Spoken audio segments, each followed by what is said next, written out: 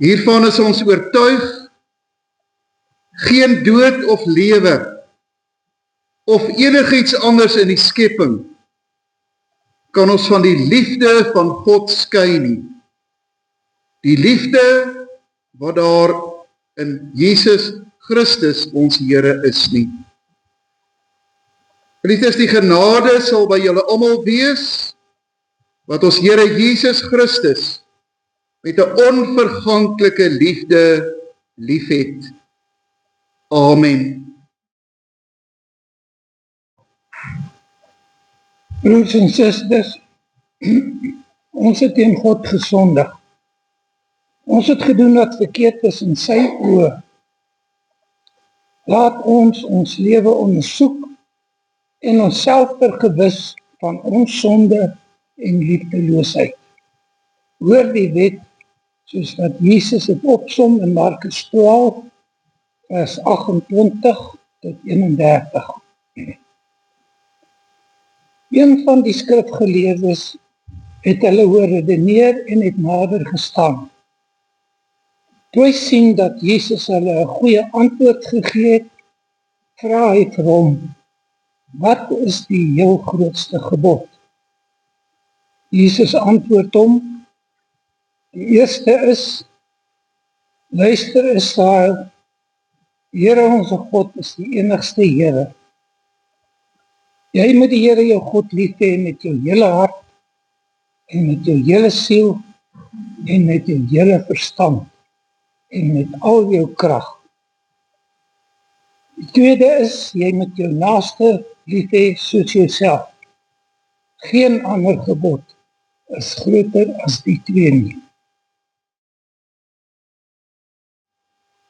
Broers en susters, ons het sopas deur ons sang ons sonde voor God bely.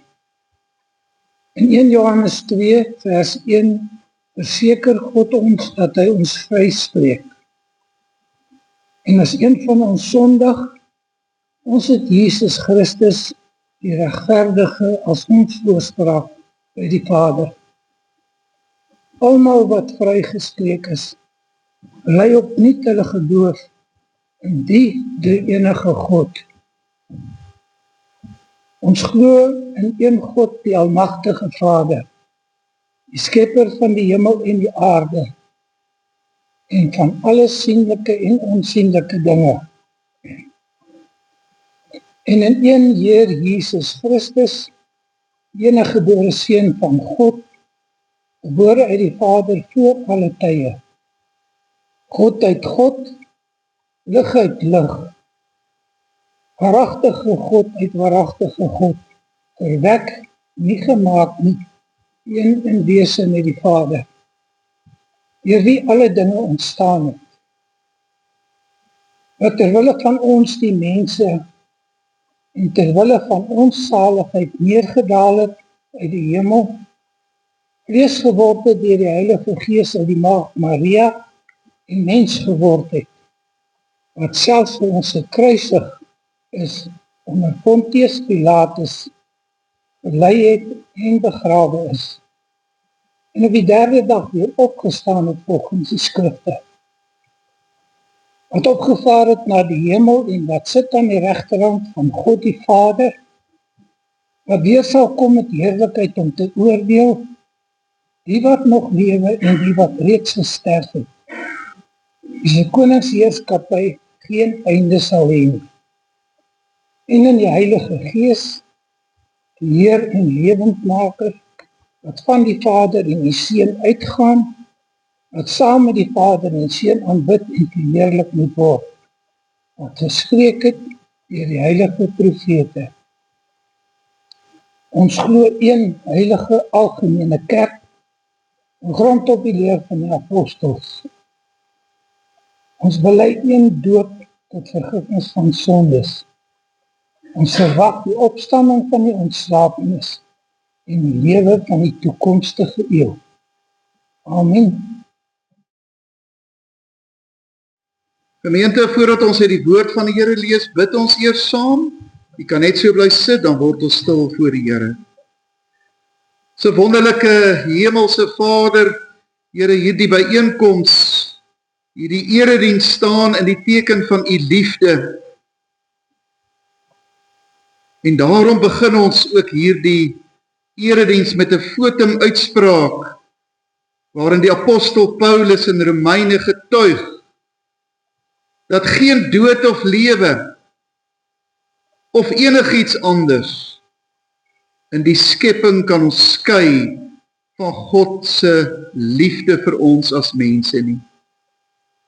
Vandag wil ons ook in die prediking, Here, dit ook dink, dat omdat u vir ons lief is, ons mekaar ook moet lief hê.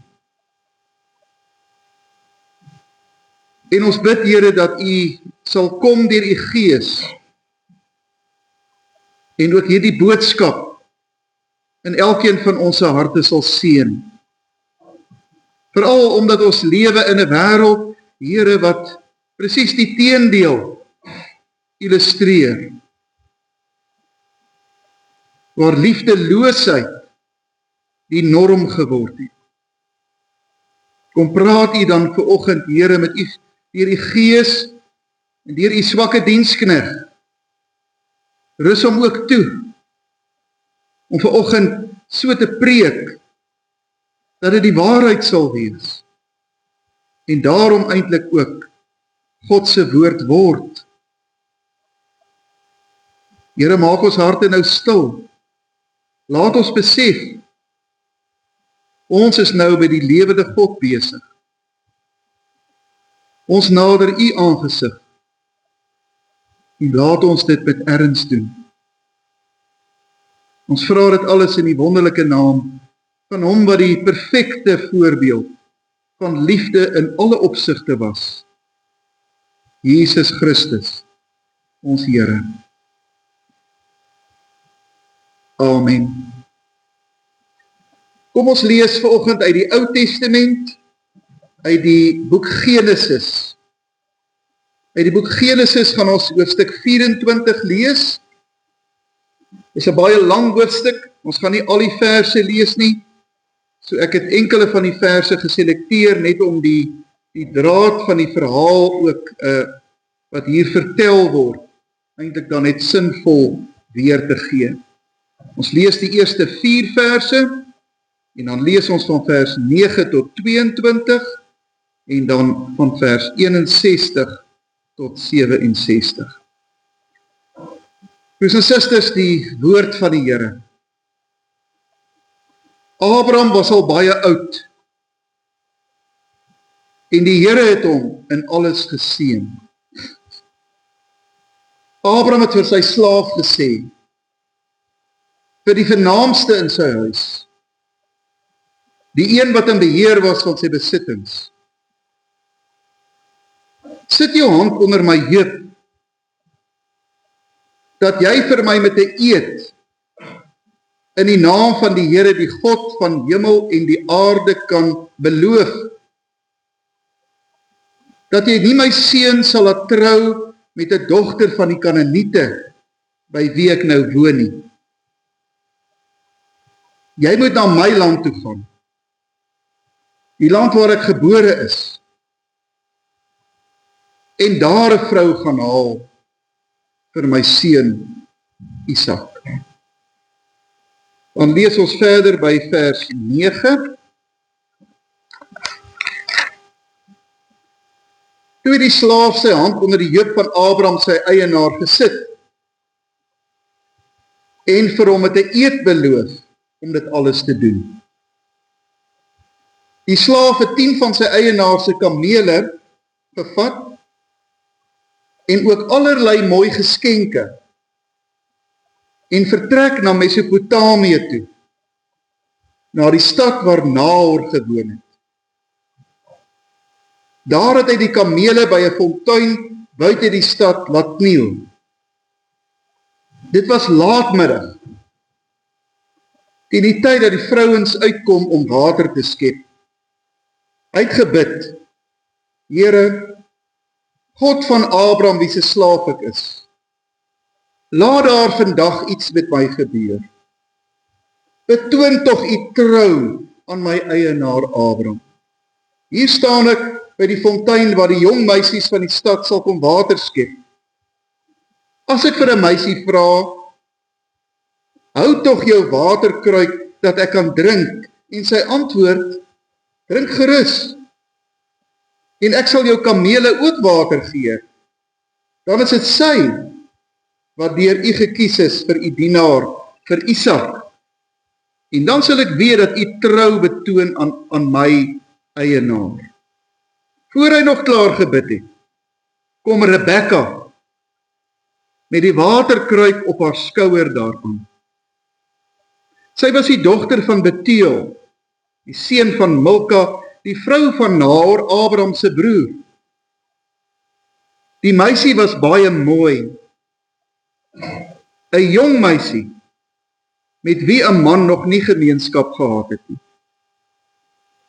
Sy het afgegaan tot by die fontein en haar kruik vol gemaak en teruggeklim. Toe hardloop die slaaf haar tegemoet en sê vir haar, laat my tog 'n bietjie water uit jou kruik drink.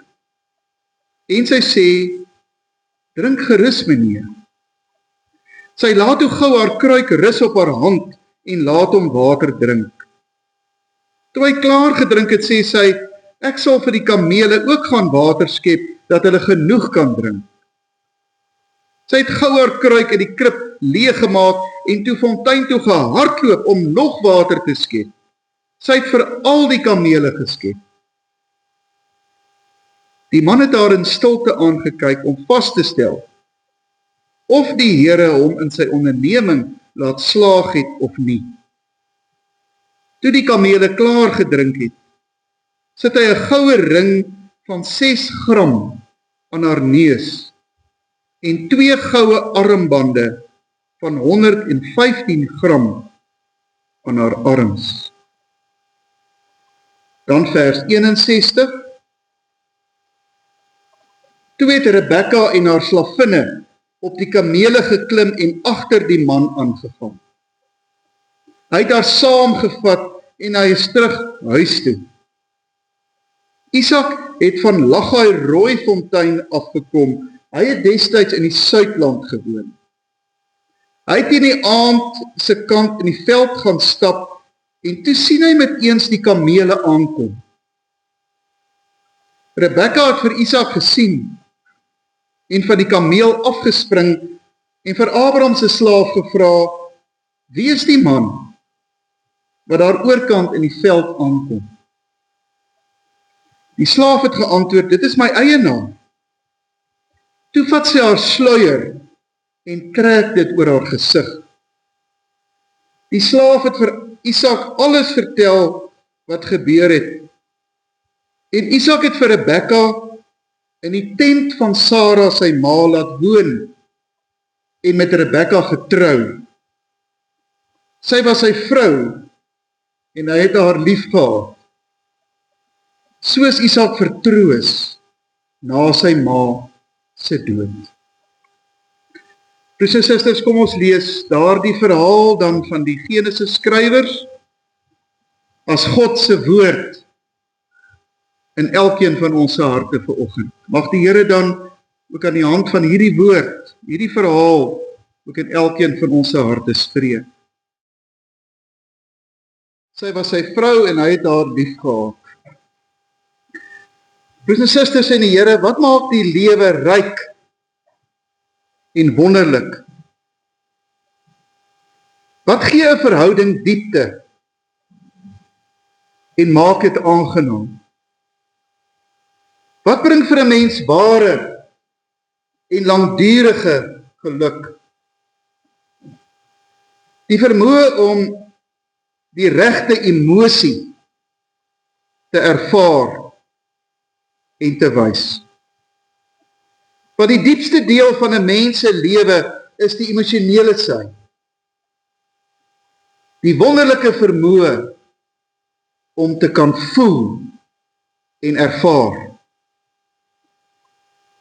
Die kerk het al baie gedebatteer en gewonder wat dit beteken dat die Bybel sê dat die mens na die beeld van God geskaap is.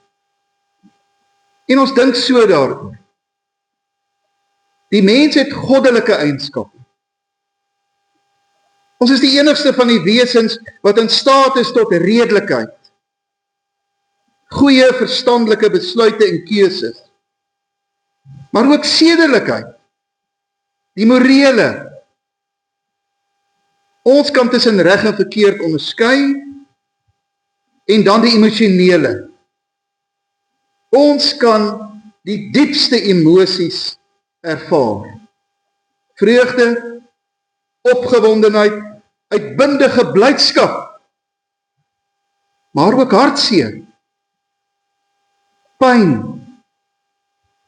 die diepste vorme van teneergedruktheid, vrees en angs.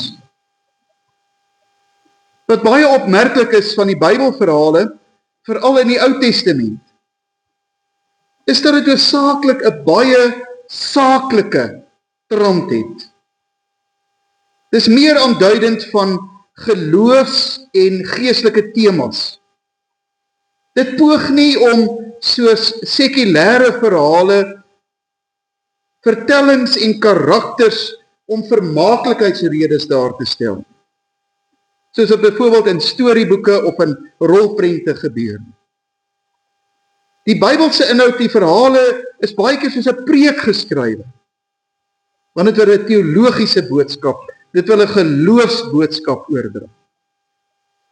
Daarom staan die verhaal van Genesis 24 so sterk uit.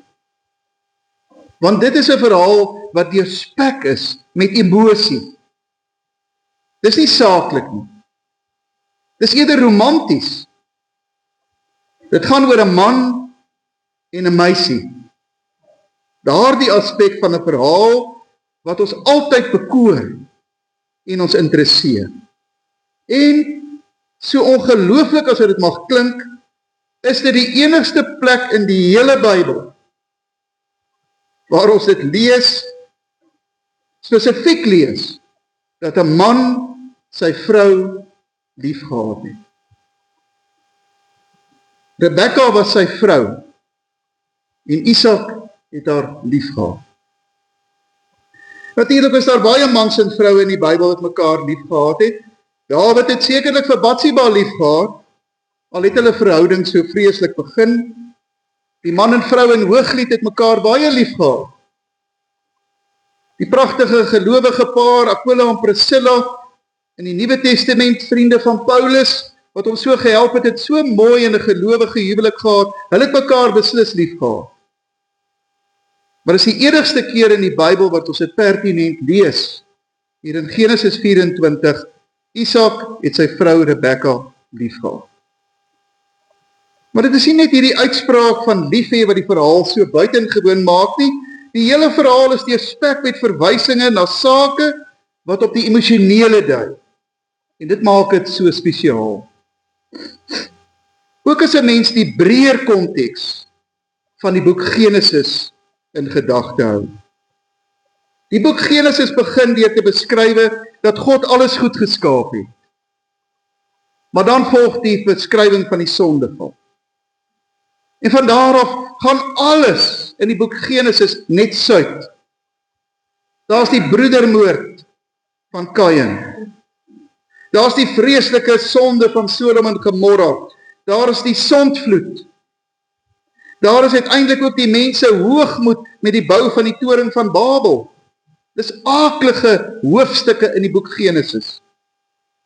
Maar dan vlam die hoop hier by hoofstuk 12 op met die roeping van Abraham dat God 'n nuwe begin van maak. 'n Nuwe begin met die mens en dat dit beter sal gaan. Daarom is die aartsvaderverhale so belangrik, die verhale van Abraham, Isak en Jakob. En teen hierdie agtergrond moet ons ook Isak se verhaal sien. God het nou oorbegin. En ten spyte van Abraham en sy foute en sy sonde, het God 'n besondere geloofspad met Abraham geloop, maar nou is hy al baie oud. Nou is dit belangrik dat Isak sal voortgaan. Hy moet die geloofstradisie nou voortsit. Alles hang nou van Isak af. Maar om dit te doen, het hy die regte vrou nodig. Moet hy die regte vrou kry. So die kollig in die boek Genesis is nou volledig op Isak en Rebekka.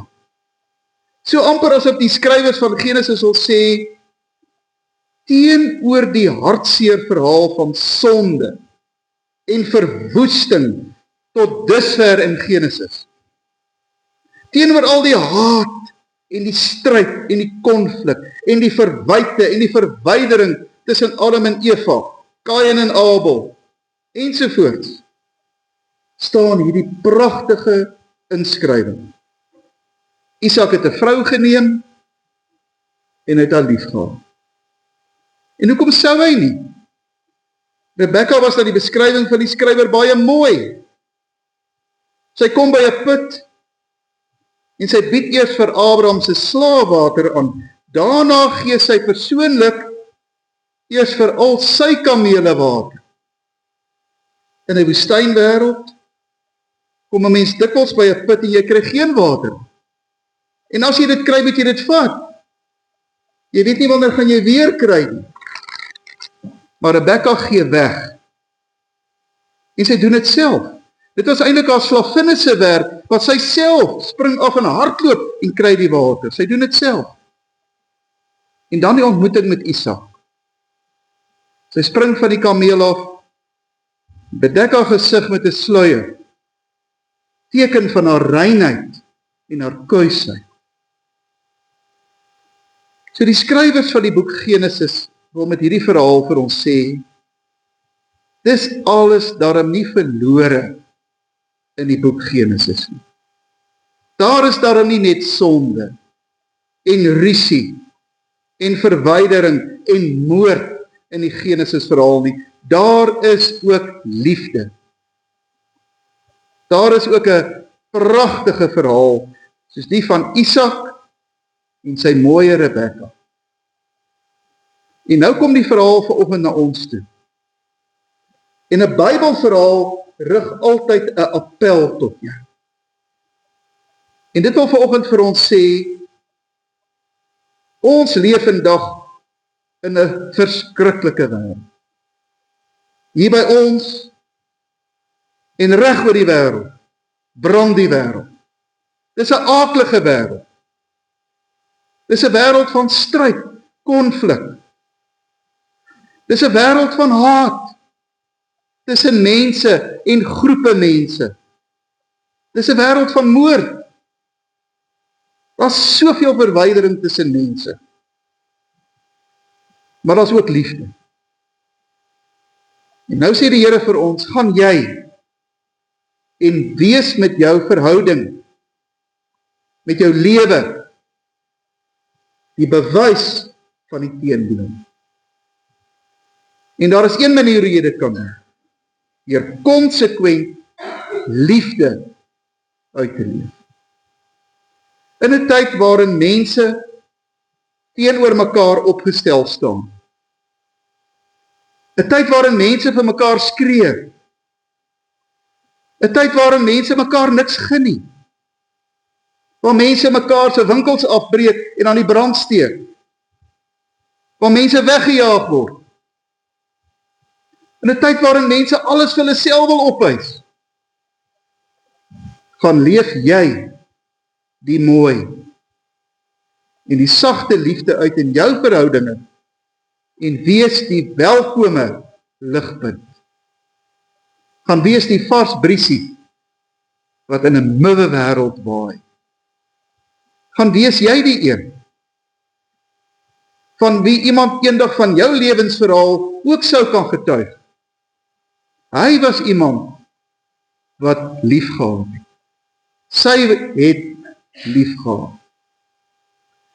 Christus, ek vra weer soos aan die begin, wat maak die lewe ryk, wonderlik? Wat maak 'n verhouding besonder? Twee dinge. Die vermoë om lief te hê en die vermoë om liefde te ontvang. Daarnaas maak niks saak van blywende waarde nie.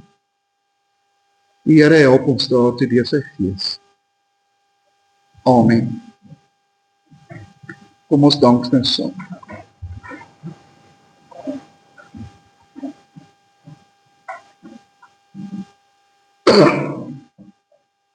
Here, baie dankie dat U vir ons 'n absolute volmaakte en 'n ewige voorbeeld gestel het van hoe liefde lyk. Dat dit 'n sigbaarheid is, dat dit 'n lewe is, dat dit handelinge is. Here, dankie vir die wonderlike vermoë om te kan lief hê. Leer ons om mekaar lief te hê. Vergewe ons liefdelose wêreld, waarin mense net kwaad bedink, waarin mense net oorgee aan haat en woede en verwoesting. Here, dat U ook dalk, soos die Bybelskrywers gesê het, na die wêreld kyk en spyt is dat U die mens ooit gemaak het. Leer ons as kerk, as gemeente, as gelowiges, om so liefde te praat, liefde uit te dra, dat ons hoop gee. Die wêreld van verwoesting, die donker wêreld spreek nie die laaste woord nie. Daar is ook liefde en dit gee hoop. Dankie vir die mooi verhaal van Isak en Rebekka. 'n mooi huwelik, 'n man wat sy vrou liefhet. Dit is goed om dit te hoor. En dit inspireer ons vir ons eie lewens. Help U ons as gelowiges, as Christene in hierdie land en oor die wêreld heen, om met ons optrede te illustreer. Die kwaad spreek nie die laaste woord. U is ook hier en U werk deur ons. Dit vra ons van U in Jesus Christus se naam. Amen. Gemeente, ontvang nou die seën van die Here en gaan in sy vrede. Mag die Here julle liefde vir mekaar en vir alle mense laat groei en oorvloedig maak. So sal hy julle innerlik sterk maak, dat julle onberispelik en heilig voor God, ons Vader, sal staan, wanneer ons Here Jesus kom, saam met al sy heilige engele. Amen.